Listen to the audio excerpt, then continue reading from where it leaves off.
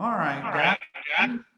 Zoom is telling me that we are now live, so I want to welcome everybody to a Thursday night episode of Conversations with Commodores. And I suspect you guys recognize these two faces, the relative dynamic duo, father and son team, Chuck Scott and Caleb Scott. Hey, guys, thank you for joining us tonight. Thank you for having us. Excited to. Great to be here.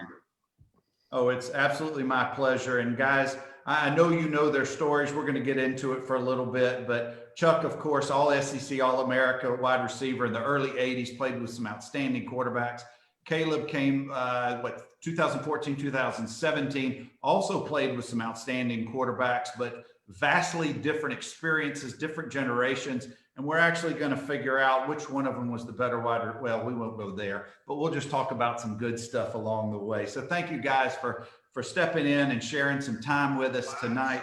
I do want to step back for just a second. Had an outstanding Zoom call today. There's about 200 of us with Chancellor Diermeyer and Athletic Director Lee. If you guys are not in the Black and Gold Club, go see Chris Griffin and get in there. So much good stuff is being shared. Finally, the alums, the former athletes from all sports are going to have a voice. Candace made that very clear today, so I was very encouraged. And if you got questions for the next 30 minutes or so with Caleb and Chuck, let's have at them. And as the guys roll through, guys, I'll let you know who's there. Chuck, I want to start with you. You ended up at Vanderbilt, of course, but I want to say, was your father a UT alum? Did he play sports at UT? Talk to us a little bit about the family history about UT and Vanderbilt. Yeah, my whole family was UT. I bled orange growing up. I like to say I'm the first educated person in my family. Just a little poke there at UT. But my grandfather, great-grandfather, everybody was UT. And mom cheerleader, dad basketball player. And actually that's where I wanted to go. I wanted to play at Tennessee, and Johnny Majors and my dad were buddies at UT. And on my recruiting trip, my dad played in we went to the homecoming game. They played Kentucky, and my dad played in the old timers basketball game on that weekend. And Johnny Majors, they offered me, and he said I would be an All-American safety. But I told him I wanted to play receiver, and he said he didn't see me playing wide receiver in the SEC. So I decided not to go to Tennessee. But so a lot of history with Tennessee in our family. Well, if it hasn't been said earlier, on behalf of Vanderbilt Nation, we think you made a very wise decision. So thank you for not signing with UT. But as you kept going through the recruiting process, what was it about Vanderbilt? Why Vanderbilt, not Alabama or Georgia or some other SEC school?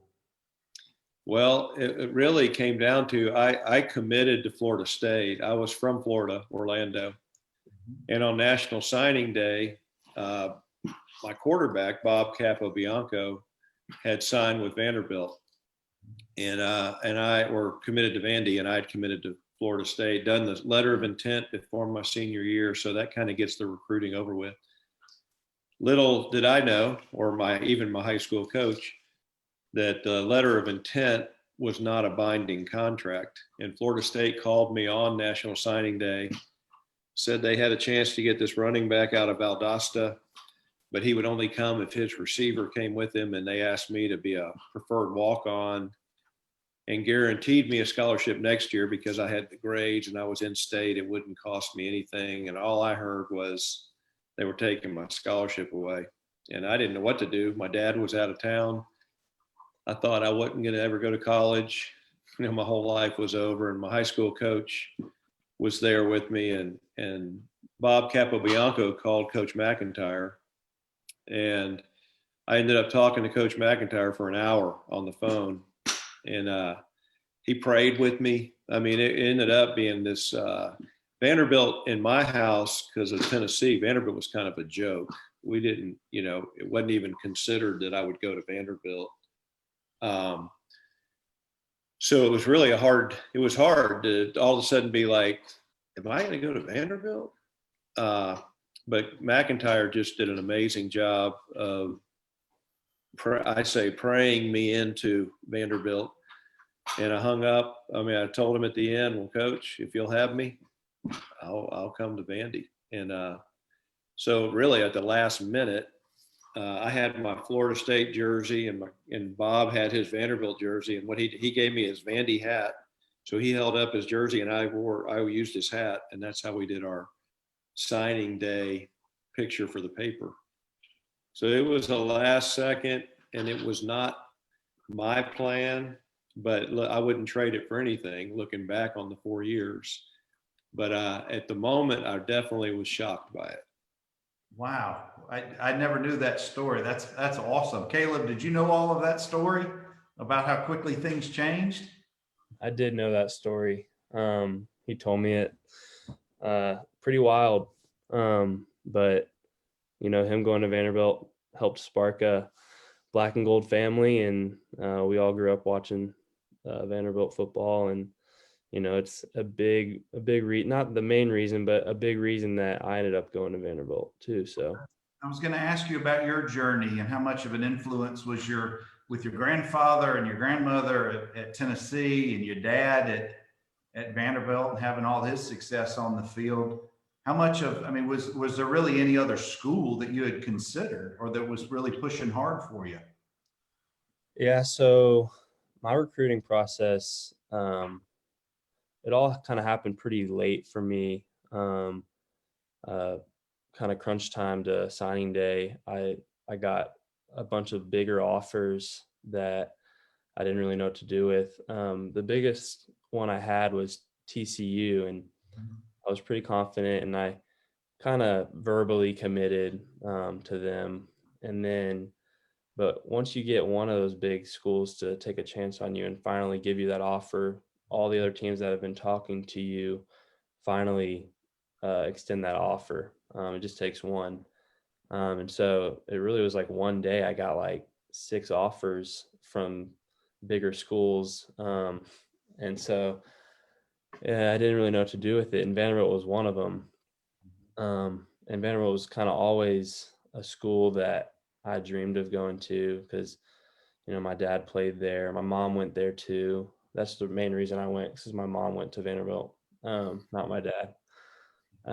But Hold on, Caleb. Is she listening in, or you know she's going to listen to this She's later? sitting over here, just nodding her head, going, I knew that was true. You may be married, but you're always going to be a son. So That's right. That's right. I'm a mama's boy. But yeah, definitely played a big role in me choosing Vanderbilt. Was just the SEC football. I grew up thinking that every other conference was a joke. We're just a big SEC family. And so Vanderbilt seemed like the good fit. I really liked Derek Mason. He had literally just walked into his office like for the first time and started calling guys, and I was one of the first ones to get a call. And he came to my house, and we sat down and really liked him. And it was honestly a pretty tough decision. I didn't like decommitting from TCU, but I'm happy I chose Vanderbilt. Had a great 4 years. Met my wife in Nashville. Live here now, so wouldn't trade it. let me ask for either of you guys. It doesn't matter who goes first, but when you ultimately made that decision and that commitment, and then you signed with Vanderbilt, at what point in the process did you take into consideration the type of offense, the quarterbacks who were there, how crowded was the receiver corps? Because I know, Chuck, you had Alama Matthews before you, and there were some very talented receivers. Caleb, you had Jordan Matthews right before you, and you came in with a very talented receiving corps. So how much, I know the academics aside, we know that's top notch, and I don't mean to belittle that, but this is more focused on football for right now. But how much of a factor were those, if anything, about who the QBs were, the type of offense, and the receivers that were there? For me, Vanderbilt was on the rise. I don't know exactly what the record was the year before I got there, but James Franklin did a really good job. And Jordan Matthews, I think, just broke my dad's records. So it was time to get another Scott up there. But I didn't quite have the same numbers. But, you know, it was a really tough decision for me to choose between TCU and Vanderbilt. I met with my uncle, who is a smart guy, and we drew it out and we looked at every single little category and tried to make the decision that way. And the type of offense, the quarterbacks, how quickly am I going to get a chance to get on the field? All of that played a role in it for me. I don't think my dad had a choice because it just kind of happened on the last day, but all that kind of played a role in. And, you know, I got to play the true freshman. I think I had like 2 catches, but, you know, just getting that experience of the true freshman, I think set me up well for the rest of my career there. So. You certainly played with who I think to be a very underappreciated quarterback in Shermer. I really do. He's still flying under the radar, and I hope he lands or sticks maybe with Denver right now. I'm not sure what his status is. But what about you, Chuck? How much of a factor ultimately? I know that yours was a much quicker process, but and I mean, you just had with Watson Brown and all of that going on. That was some serious aerial attack at that time. Yeah, I had no idea. I knew Vanderbilt. We used Vanderbilt just in jokes in our house as a UT house. And so I was actually embarrassed, like, because I was going to Florida State. They had just finished number 2. And I had been offered by Florida, Tennessee. I mean, you know, it was bigger schools. Vanderbilt I didn't even take a visit. I mean, it was just kind of felt sorry for people going to Vanderbilt. And all of a sudden, here I am. MacIntyre's convinced me on the phone in an hour. And then when people would ask me, I almost was like, so, you know, did you sign with Florida State, whatever? I'd be like, no, you know, Vanderbilt. Kind of wasn't excited, let's just say, at first. Had no idea Watson Brown was coming.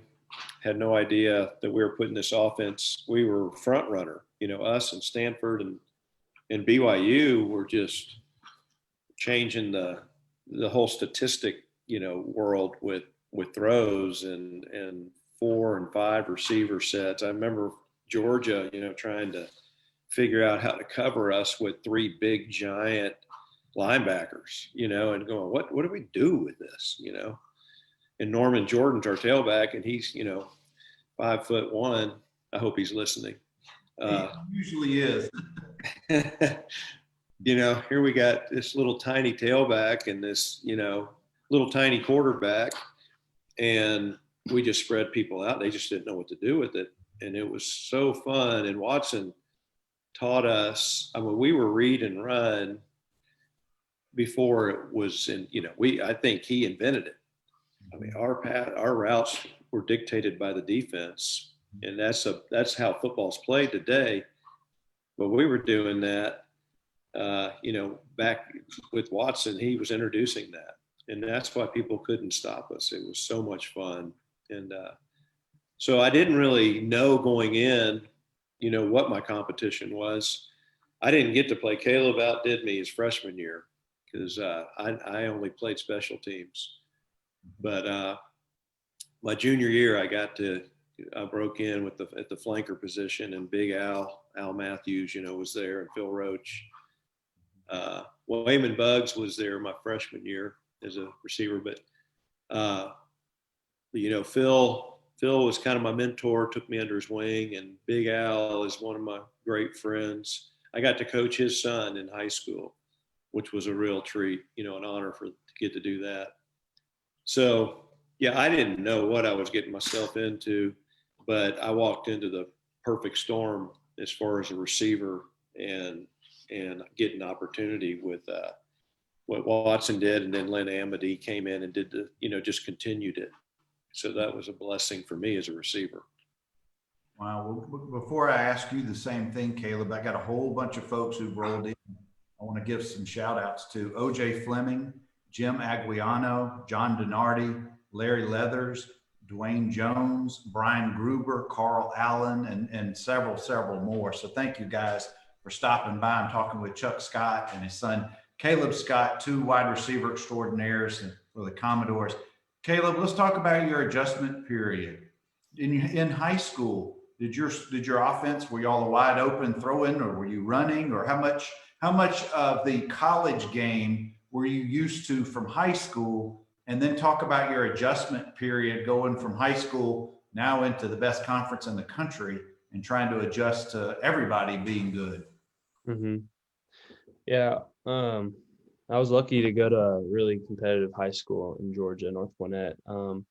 And I feel like the teams that we were playing set me up well to play in the SEC, because I was going against some of the top, most of the corners I was facing, like on Norcross and Mill Creek, and just a lot of the teams we were facing, guys were committed to D1 schools. We ran more of an air raid offense in high school, which was awesome as a wide receiver. I was targeted a lot, and it was just really fun. And we won most of the games that we played, and we lost in state championship my senior year.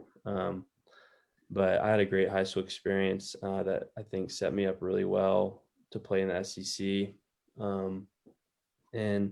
But it was a different offense. We were pretty run heavy, run first, then pass, and maybe like one or two targets a game. It was a lot different. But in terms of just competition and the type of guys I was facing, I think it set me up pretty well. But I mean, the SEC is definitely those corners, like especially on Florida and really anywhere. They'll definitely, especially as a true freshman, it was a different world out there going into a senior that's all conference. And but yeah, it was I think for everybody it's a little bit of a wake up check, but I feel like I had a pretty good transition with the type of high school I went to. Good deal. Now I'm going to ask you a tough question. You've seen your dad on tape, I'm sure, a bunch. You've played ball with him your whole life. If you're scouting him as a wide receiver and you're a DB coach, what are you telling your DBs about your dad's game? There's no hope. Give it up. Oh, you're asking Caleb. Oh, my bad. This is a question for me, Dad. I'm sorry. I've watched way too many clips of my dad. Just whenever he gets a chance, he'll put on his highlight tape. Required. Whenever we come home for the holidays, we're not watching, kid like videos of me as a baby. We're watching his highlights. It's your dad's version of It's a Wonderful Life. Exactly. Now, before you got married, did your wife have to watch those tapes? I'm sure she's seen them. I mean, if she's walked in the Scott house, they're playing usually. So, awesome. All right, give me a quick scouting report on your dad. Well, he would basically. I would like to be a middle linebacker because he went across the middle about every route. But I will say he's pretty fearless. He would lay it out there.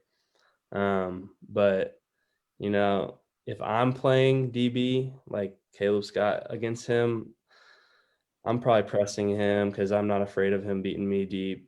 I got the speed to catch up to him. So, I'm probably just. Now wait, Caleb, not your dad in his 50s, your dad in his prime in college, that version. Yeah, I'm still my prime versus his prime. I'm still faster. So I'm still not worried about the deep threat. But, he's tough and he's got some good hands. So, I'd probably press him. But all right, Chuck, you're a general manager in the NFL. You're a GM looking for another wide receiver to add to your squad. You're scouting Caleb. What are the highlights? What's good things that you're seeing out of Caleb? Well, I know he comes from good stock. He had a dad that taught him all the secrets and all the tricks to the trade. So I would definitely take that into account. But no, he is, his pro day, the Seahawks scout that was so high on him, his hand time, both times were 4.36 on his 40, which shocked me. I had no idea he was going to run that. His laser times were 4.40. So he did clip my 40 times, which I was excited that he did that. But the thing is, Caleb's a technician. He's a route runner. He's a hands catcher. I mean, everything he does is exactly what you would want a receiver to do. And he's got size and speed, which I just don't know that the pro teams believe that yet. You know, he's just got to keep plugging and get his opportunity. Injuries have been his problem. He's just had the injury bug at the wrong time, and it's kept his statistics down, kept him off the field half of his junior year, half of his senior year. And it just takes away those opportunities to really build the stats to have that resume going into the NFL. But I think if he sticks with it, a team, if the stars align, and they have to for the NFL to work, because there's so many talented guys, but he's got the ability, he's got the talent, and he could play 10 years or he may never play again. Either way, I still like him. But he opportunities, he's definitely got the ability to play 10 years. It just takes that staying healthy. That's his biggest challenge. And then a door opening again to give him that chance. And that's a pretty good scouting report right there, Caleb. How are you right now, health-wise? Right now I'm healthy and I'm ready to roll. Are you in playing shape? Are you keeping in doing your workouts? I'm in playing shape. Ran routes this morning. I'm staying with it. I'm training, 4 days a week, running routes. Jordan Matthews is with me this morning running routes. So it's nice to have a guy like him kind of in the same boat as you to just train with and talk about life with. And so that's been a blessing, although I wish, we weren't together. I'm sure. So, but yeah, I'm feeling healthy and I'm coming off of a foot surgery. But I've been already on a team since then. So teams know that I'm ready and I'm healthy and I can pass a physical. So just looking for, like he said, the stars to align and just need to get the foot in the door somewhere. Well, I have no doubt that they will. And guys, y'all may know from the 2015 Kentucky game, Caleb is so well known for the sneaky Pete play. We're going to come to that in just a minute. My question is for you, Chuck. Did you have a play that rivals anything like the sneaky Pete play that you remember from your days at playing for Vanderbilt? I think, as far as I knew, Watson invented the shuffle pass. I had never seen, the little flick forward, and I lined up kind of at a flanker right off of I don't know if it was off the tight end or the tackle, but Witt rolled out this way and everybody's down the field and they let the line through, and then he, shuffles it underneath to me and against Tennessee. And Reggie White, for some reason, the only play I ever remember that Reggie wasn't, already 5 yards up the field, because he always was. But as soon as I caught it, he was standing right there. And one of my great moments is I gave a little juke and he whiffed. And we ended up I was the head of our FCA at Vandy and he was the head of FCA at UT. And I reminded him of that numerous times that I juked him. Of course, he was an amazing guy. But that was probably the real trick play that I got to, and in our day, that was kind of a trick play because nobody had ever seen it. No. Nothing like Caleb's play. And Caleb had told me, he goes, "Hey, this week in practice, we've been working on this." And so we were kind of clued in a little bit, but you don't know, when or where. And we were actually at our other son's game he played at Furman. Mm-hmm. So we're watching the Vanderbilt game on TV at our little tailgate spot before we went into the Furman game. And it was fourth down. And I saw the play. Like I said, oh gosh, this is it. Because I saw Caleb do his thing. Mm-hmm. So I was clued in watching it, the whole thing. I was more nervous than he was because he was so wide open. I'm like, oh gosh, this is terrible. but it was really Aren't fun. those the worst kind to try to catch when you're so wide open and there's no one around you? Hardest catch of my career. Well, I want you to set the stage and tell it, but I want to tell you this real quick. When I played for Watson, also Chuck, I played when he was the head coach from 86 to 89. And in the spring of 87, for the black and gold spring game, we divided up, and you know how that goes. It's not as serious as during the end season. Well, I was one of the quarterbacks on my team, the white team, and Boo Mitchell was one of our receivers. And you guys both know who Boo is, of course, one of the greats. Well, we ran, it was called at our time, the snake in the grass play. And Boo just casually walked off almost and just stood there looking at, I think, Coach Shepard, or I can't remember which coach it was. I call the play, I drop back, and Boo just takes off. 60 yards later, Boo's in the end zone, and nobody had a clue what was going on, but it was probably similar to the Sneaky Pete. But I want you to set the stage, Caleb, and tell us about that play. All right.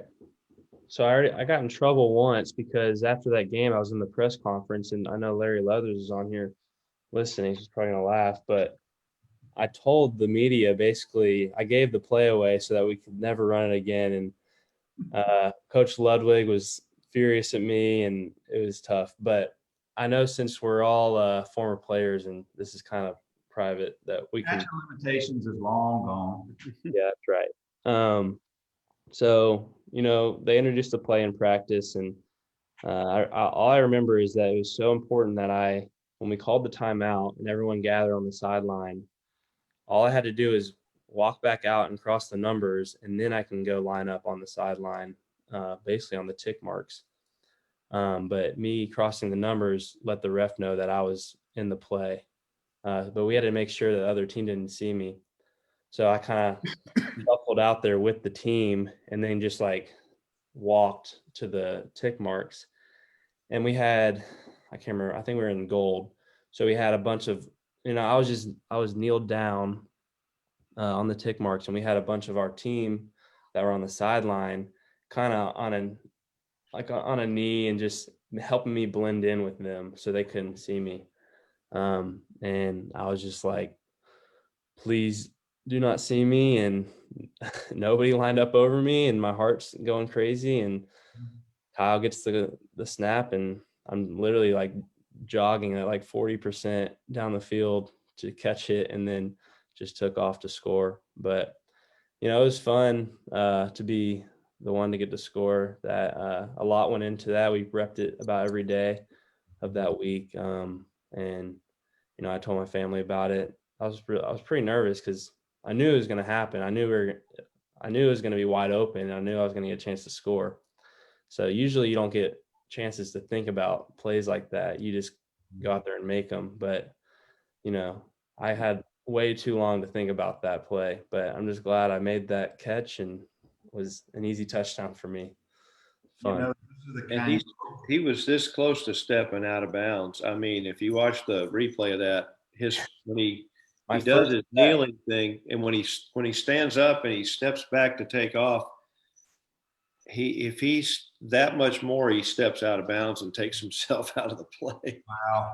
Well, I was going to say, talk about that. Those kind of plays you overthink, but if you were double covered in the end zone, you don't think, you just do. Right. You just react. Well, Chuck, let me ask you, even though you guys, your father, Caleb's son, your similar experiences, did you live in Carmichael Towers? Caleb, did you live in Carmichael Towers? Yeah, we both lived in Towers 4. Mm-hmm.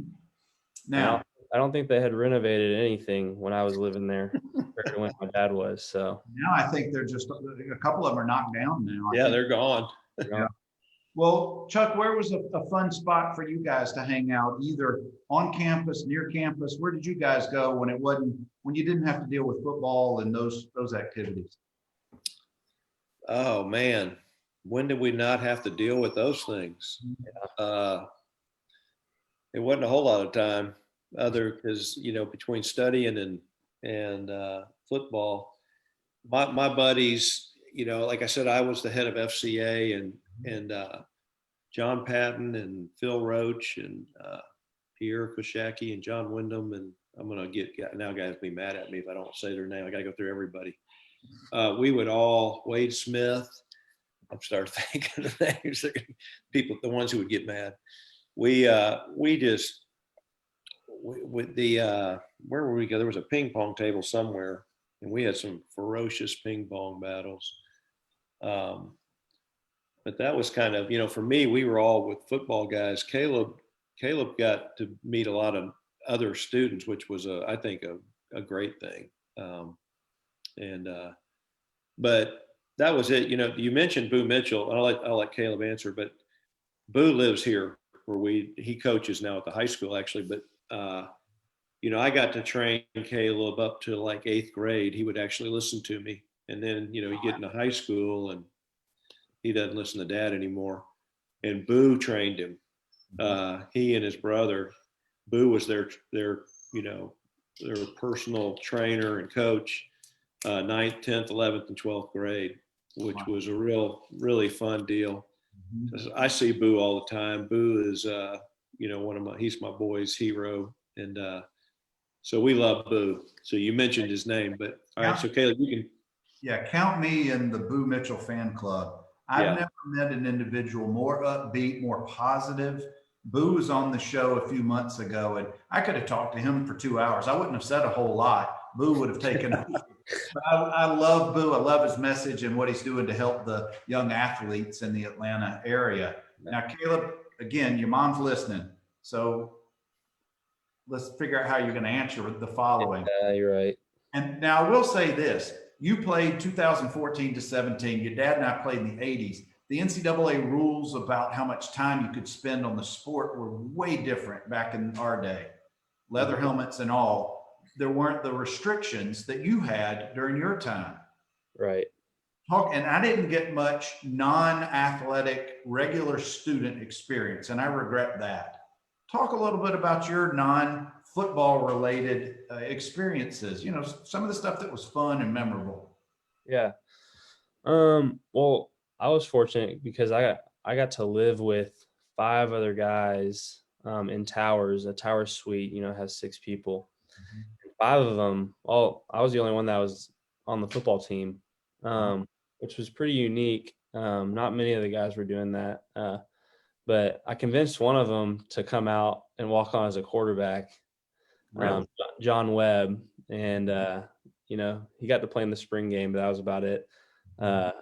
But he actually was a really good high school quarterback in the state of Texas. So he's one of my best friends to this day. But I really value just making connections and relationships with, just guys that weren't playing, because I wanted to, get to know. They would harp so much about networking, and I was like, all right, I'll just like meet some other guys that aren't on the football team, and they've ended up some of my best friends. I think 2 are in med school, about to finish up. One is works for SpaceX and is like one of the head of a team that's, what they're all doing with Elon Musk and stuff, taking people to the moon soon, and another's in. 2 of them are in investment banking. And so it's been cool. And I've learned a lot from those guys. But, we would just try to think where we would hang out when we weren't studying. We would go to the rec a lot and shoot hoops. Ran lawn, just if it's a nice day, we'll just go hang out there. But I was pretty busy with school and studying and football and whatnot too. But, I really am glad that I made that decision to branch out and meet some guys that weren't on the team. It was pretty cool. Yeah, it sounded like you had a bunch of slackers you were living with. So yeah, right. Bring them up. Right. Chuck, did you have roommates during your time at Vanderbilt? Just Bob Capobianco my freshman year, Bob and I coming up from our high school together. And then I got my own room in the towers for my next 3 years. Not sure how that worked out, but maybe nobody wanted to live with me. But yeah, it was good. Guys, we got some others who've just joined us. Daryl Finklin, Joe Staley, Jay Fish Escher. So thank you guys for stopping by. I'm talking with Chuck and Caleb Scott. I want to go back on the field for a few minutes, guys, and I really appreciate your time and sharing some of your experiences. Chuck, what was some of your better memories? Maybe it was a win, maybe it was a loss. I don't know. What are some things that really stand out for you, that lifelong memories at this point from your days at Vanderbilt? Oh, the friendships, the guys on the team, my teammates. It's fun. Joe Staley's joined us tonight, but we just had such a band of brothers. Just a phenomenal group of guys, and I love that. Beating Tennessee with my family history, and Johnny Majors telling me I couldn't play receiver in the SEC, and he shook my hand after the game and congratulated me. As I told you, he was friends with my dad, and that meant a lot. That was a fun day, let's just say. But it was just I really looked at my college recruiting. I wanted to go to the best football school. It was all about football. It wasn't academics for me. It was, I want to go to the most impressive football school there is. And when Florida State fell through and I ended up at Vanderbilt, it was humbling. But when I realized the academics, but for me, the fellowship, there were guys, John Patton and Phil Roach and Wade and John Wyndham and, our whole core, Pierre Koshaki, that we had this incredible group of guys that just really mentored me and grew me in my faith. And MacIntyre, our staff, the coaching staff, I mean, those guys. And, I'm in full-time ministry now. And I really think the reason I pursued that track after football was a lot in part to the influence those guys had on me. So. And Caleb, before I get to you, Chuck, I want to ask you or tell you, in '84, I was a sophomore in high school in Tuscaloosa and a lifelong Alabama fan. My uncle played for Alabama. My whole family went to Alabama, and it was almost expected I would go to Alabama. But I'm in the stands at homecoming in '84, Mark Wohlers and company with an awesome goal line stand and breaks Alabama's, 30-year homecoming streak. I was so mad, so mad. And I didn't know that a year and a half later, those would become my brothers and my teammates. Do you remember much about that game? Oh, yeah, because my grandfather was an All-American at Alabama, and that was my senior year. So I got to catch 2 touchdowns in that game. And my granddad gave the pregame speech to us. And it was he was rambling, and Coach MacIntyre was doing this to me, like, we got to go. And I'm thinking, I can't shut my own granddad up. I mean, my gosh, like, why are you telling me this? And I had to literally go, hey, granddad, it's game time. And he's all right, we'll go, but we won that day, and beat Alabama on their homecoming. That would be my number 2, beating Tennessee, but beating Alabama there and getting to have a great day. And my granddad just being so proud. And I tell people that I have a national championship ring, and they're always like, how is that possible? But when my granddad passed, that's what he gave me. He left me his national championship ring from Alabama. So that's a special What years was he 1931. There? Awesome. That's great memory. Great memories. I do have to also ask, you both have a common experience that you both got to play in bowl games. But before we get to that, Caleb, I want to hear from you. We know about the Sneaky Pete game, but share with us a couple of on-field memories. I know you've only been out a couple of years. You're not nearly as long in the tooth as your dad and me about our stories. You're going to get there. Don't worry. Father Time will catch up. They'll get better. Tell us a little bit about some of your stories. Maybe take us in the huddle, Kyle and all of those guys. Maybe something funny that kind of set the tone that the average fan never hears or sees about. All right. Well, one of my favorite memories is, I think, the UT week. I think we're playing UT this week, so it's good to talk about it. But UT week, when I was there, we kind of started a thing. Maybe it was started before us, passed down, but we started to cut mullets. We would grow out our hair and we would cut a mullet for the UT game, kind of because, that's what those people down in Knoxville probably wear to be serious. And so we would cut a mullet, and, that was like my favorite thing I did every year. I would just grow my hair out and then cut a mullet, and I can't really grow a mustache, but me and Sean Stankovich, Wade Freebeck, and basically the entire O-line, we would dye our mustaches and cut a mullet. And that was like my favorite thing. And just listening to Rocky Top the entire week of practice was brutal, but something about it was just like fun because, we got to go out there and compete and shut them up. So my junior year, when we played them at home, they were having a pretty good season. I think if they beat us, they were going to the Sugar Bowl.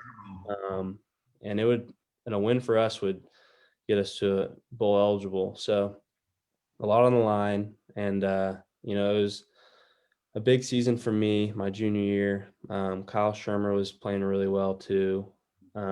Trent Sherfield, one of the best teammates and best players I've ever been around. We just had a lot of good dudes on that team. And it was a big game for me. I had a few good catches deep down the middle. And, just beating UT at home that year will always be a memory that I'll hold on to send us to a bowl game and then knock them out of a big bowl game was always awesome. So that's probably one of my favorite on the field memories for sure. Well, I'm going to come right back to you. Chuck, talk about being in the stands that day with the family. What was that? I was in, so Caleb's girlfriend at the time, her dad got a box. And so we would spend half the game in the box and half the game. I liked being down closer to the action, but I'd gone up to this box and Schnedeker was there next in the, and I had my Caleb Scott button on. He goes, Caleb's my favorite player. So I'm getting to talk to Schnedge, and he's my favorite golfer. So I'm loving that. And Caleb makes those deep ball catches. And it was fun. I knew how fast he was. It was kind of, for me, it was frustrating that he didn't get to go deep 6 times a game, every game, because whenever they did throw him a deep ball, it was successful. But it was fun in that game that they did it twice, and he made great plays on both of them. And the Tennessee guy, the announcer or the lawyer that does, what's his name? Clay Travis.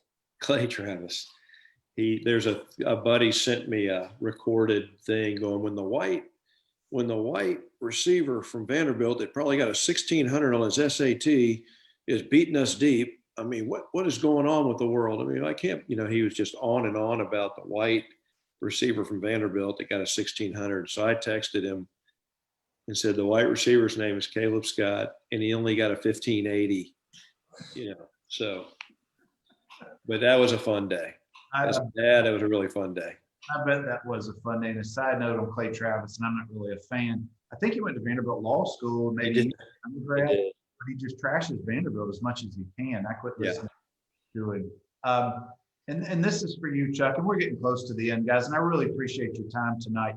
Chuck, is it more satisfying, and this is not a fair question because Caleb's here, is it more satisfying some of your accomplishments as an athlete, as a player, or as a parent? And I kind of know the answer to this, but I need to hear some of your thoughts about this. Watching your son and his accomplishments, both of your sons, and them succeeding, or some of the things that you did back in your day. Yeah, it's definitely more thrilling, gratifying, and a lot more nerve-wracking to watch your sons play. I loved it. I would make it very clear to them over and over, play football if you love it, because you love it, but not because you think your dad will love you because you play football. Because I just didn't want them feeling any pressure to play for me. And but if they loved it, I said, play it. I love it and I'll, support you, but I'm going to love you and support you no matter what you do. And so I just constantly preach that message at them because it just was important to me that they not be playing, because it's a crazy game. Even though, now when Caleb plays, you can be really soft and, you don't have to be very tough because of all the new rules. Yeah. But I'm thankful for those rules because they're protecting my son. But, you don't really have to be a man to play anymore. But as a dad watching my kids play, that was definitely I loved it better than even playing. I got to tell you, I've never met your dad before until this Zoom call. We had no prior to communications about what he was going to say to you. But I want to ask you, Caleb, about future Caleb. Get on down the road, you start having a family, and your son comes to you and says, I don't want to play football, I want to play soccer. How are you going to deal with that? I guess I got to start thinking that way. No plans to have a kid anytime soon. But I guess I'll have to take after my dad and just love him anyways. But Why'd you pick soccer? I'll maybe push golf. Yeah. I'll keep losing the soccer ball. Yeah, I don't know where it went. Give him a golf club or a roll of football out there. But yeah, we'll see. We'll see what little Caleb does one day. All right, we'll see. We'll put that topic on pause. 2 more questions, and we're going to get you guys out of here. And I sure appreciate your time. Did going from being big fish in little ponds from high school to then going into big ponds and being smaller fish, but having to find your way? Everybody's good in the SEC. It doesn't matter the decade or the year. Everybody you're going to play against. And you both got to play in the pros. And Caleb, hopefully your career is just starting and continuing on. What's the main difference that you found going from the collegiate rank to the professional rank that you found most difficult for you, Chuck? For me, it was staying healthy. I just couldn't. I never missed a game, high school or college. I mean, I had surgeries at the end of the season, so you kind of limp through some games, but I was always able to play. And at that NFL level, and we were hitting, I mean, our practice, our Wednesday, Thursday practice was full gear, like game situation. And I just couldn't stay healthy. Every time I had my opportunities to really kind of have a breakthrough moment, another injury. And so I think the SEC definitely prepared me. I got there and I realized I can do this. I can play, I'm making catches and, everything is just like it was. It really didn't feel that different, to be honest. We had 2 all-pro DBs with the Rams, and they jumped routes and stuff, and I'd be like, what? And they were helping me. You're looking down all the secrets I've given Caleb, your eyes and all these things, but it was just staying healthy was the hardest part. Caleb, everybody in the NFL is fast. What's your biggest transition that you gotta, I guess, perfect? Is it route running? Is it kind of reading defenses, knowing the personnel? What is it about the game that's still evolving for you? That's a good question. Yeah, I think, everybody's about a 4-3 in the NFL, especially skill players. So you can't really just burn anybody deep. You really got to outsmart. And I found that just learning defenses, really studying up on, film and tendencies. And, I wish, we did a lot in college, but it became, I didn't have to write a 30-page essay that week. So I got to actually really study, and it became, that became my job, and just study the DBs. I would study. I got to do preseason with the Seahawks and getting to study the guys I was going to go against, and really just outsmarting the defense and just really learning the playbook really well. It's really competitive. I mean, obviously the NFL, but just to try to make it past camp and staying on the team through the season. I think I learned all three of the receiver positions, and I would say Vanderbilt set me up well for that because similar offenses, and also just having a big load of studying and just a lot on my plate to handle. I was able to learn all three receiver positions in Seattle, and I was the only rookie to do that. And I think that helped me stay throughout the season on practice squad because I could get pulled up on all three of those spots if a guy went down. You were one of those smart guys, those Vanderbilt guys. That's right. Catching balls from Russell Wilson or A-Rod, which is a better throw? I've caught a lot more balls from Russell, so I'll have to go that way. But it was pretty cool to catch a few passes from Aaron Rodgers this year. I'm sure it was. Last question, guys, I promise you. Chuck, I want to ask you, I always like to talk about life lessons in these conversations. What is the sport of football and all of your experiences, or some things that maybe you've passed down to your boys or that you try to share in your professional life now that you take from that experiences that really anybody who may be watching this may be able to incorporate into their own life?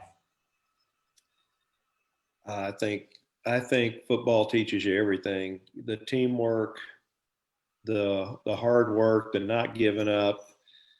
I can remember Coach Sherman. Donnie Sherman was my receiver coach. And he passed of cancer a little while back, but I was complaining during a game, and he came over to me and he just made a comment: when you can't control the circumstances, you can control the attitude, and you need to be a leader right now. And that's never left me.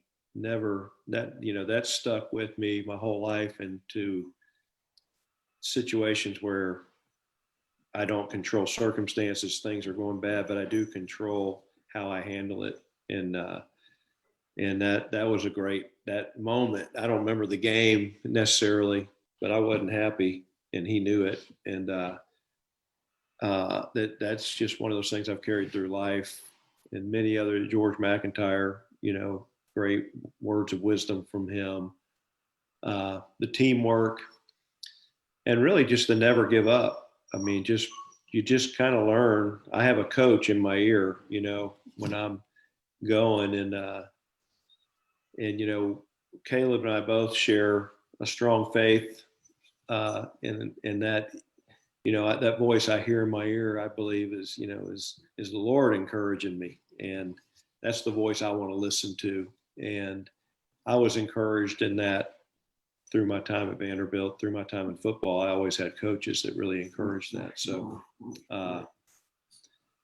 it's just everything is transferred into life that I learned in football, and I think made me a better person. Awesome. Caleb, you get the last question tonight. Every kid growing up playing sports is going to follow up to a certain age what their parent is trying to coach them or teach them. But you age out at some point. And your dad mentioned when you got into high school, Boo Mitchell kind of took over that role. Mm-hmm. Now you're in your 20s. At what age did you come back full circle and realize, Dad really kind of knows his stuff, and I'm going to let some of that sink in? Or are we even there yet? I think we're there, but I hate that you're making me have to admit it. But it's been nice to have a dad that's been through a lot of things that I'm going through right now. Just getting hurt and getting cut from a team, and just trying to keep training. And it's nice to have someone to ask for legit advice who's been there. So I'm definitely seeking advice from my father again, but I honestly, like, from high school, even at Vanderbilt, I would not even listen to anything he had to say about football. Boo Mitchell became my coach in high school. But you know, he instilled enough in me before then to get me to where I needed to be. And it's nice to be able to come back to him now with all, you know, all the life is throwing at me now. He's been through it, and, you know, couldn't ask for a better dad. So you're making me say it, but I did. Well, on behalf of your dad, I'm going to say thank you. Chuck, I'm going to text you my Venmo account in a few minutes. Thank you. Thank you. Guys, Yeah. that's going to Y'all set me up. Caleb needs to remember that I taught Boo Mitchell everything he knows. Yeah. So that was just Boo feeding what I taught him. So. And Caleb, you're going to have a chance to teach the next group of receivers that are coming through Nashville. I can assure you of that. Because you have Jordan Matthews as a great mentor right now. So that's pretty cool.